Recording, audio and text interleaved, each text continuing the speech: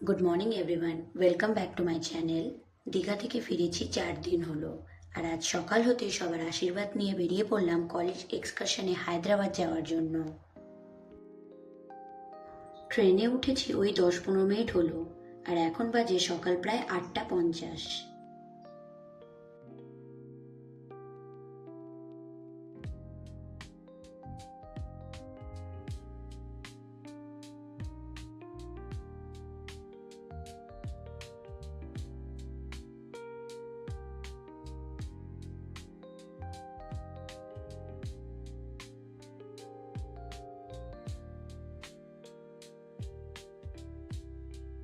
5 hours later.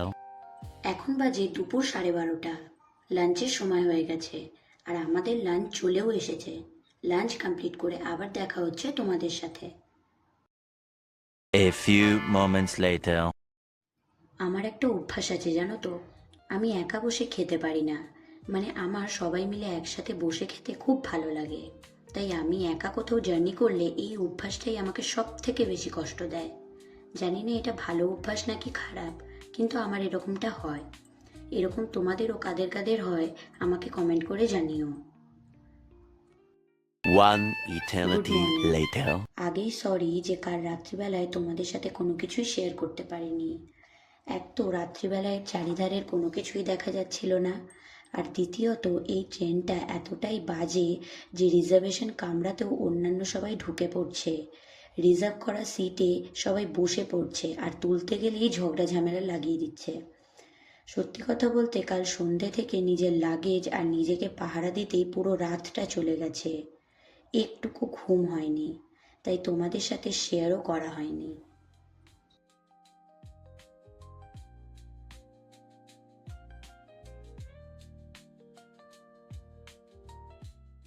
2 hours later. ট্রেনে উঠেছিলাম গতকাল সকাল 8:30, আর আজ এখন বাজে সকাল 11:30। অ্যাট লাস্ট এসে পৌঁছলাম হায়দ্রাবাদ। ট্রেন থেকে নেমে প্রায় 20 মিনিট হাঁটার পর স্টেশন থেকে বেরিয়ে বাসে উঠলাম। আর যে হোটেলে আমরা থাকবো সেটা নাকি এখান থেকে 50 মিনিট দূরে।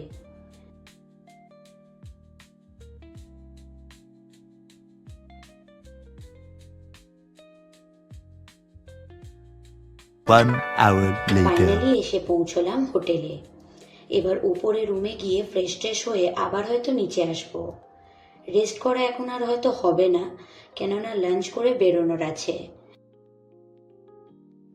ফ্রেশ হয়ে চলে এসেছি নিচে লাঞ্চের জন্য। এবার লাঞ্চ করে দেন বেরোবো। A few moments later. Lunch complete করে বাসে উঠে পড়েছি, আর এখন আমি যাচ্ছি হায়দ্রাবাদের কিছু জায়গা ভিজিট করতে।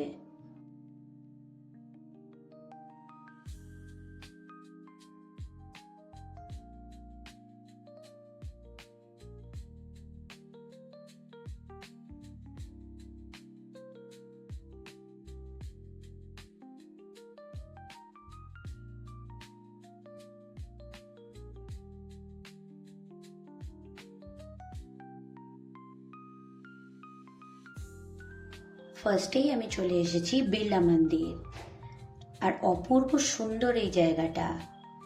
আর এখানে এসে থেকে যা বুঝলাম, এখানকার মানুষজনরা তিরুপতি ঠাকুরকে খুব মানেন। বাইরের এতটুকুই হয়তো তোমাদের সাথে শেয়ার করতে পারবো, কারণ মন্দিরের ভিতরে ফোন অ্যালাউ নেই। মন্দিরে ওঠার সময় এখানে নিচে ফোন জমা দিয়ে দিতে হবে।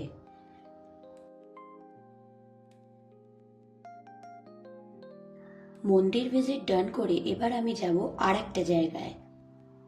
চলো সেখানে গিয়ে তোমাদের সাথে দেখা হচ্ছে।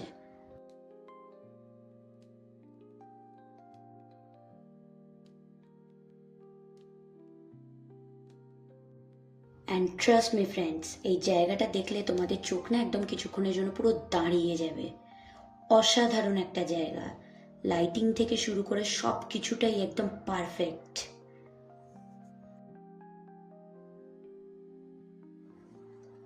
এটা হলো দি মার্টার্স মেমোরিয়াল, আর এইটা হচ্ছে তেলেঙ্গানা সেক্রেটারিয়েট। যারা এখানে এসেছো তারা তো জানোই, আর যারা এখনো অবধি হায়দ্রাবাদ আসোনি তাদের জন্য বলে রাখি, এই দুটোই একদম পুরো পাশাপাশি আছে। সেটা তোমরা আমার ভিডিওটা দেখলেই বুঝতে পারবে।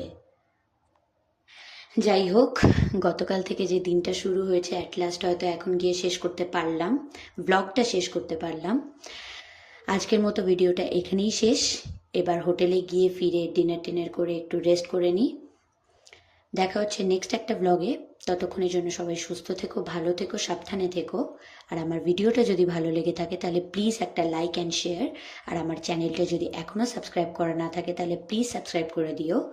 Thank you for watching. Good night everyone.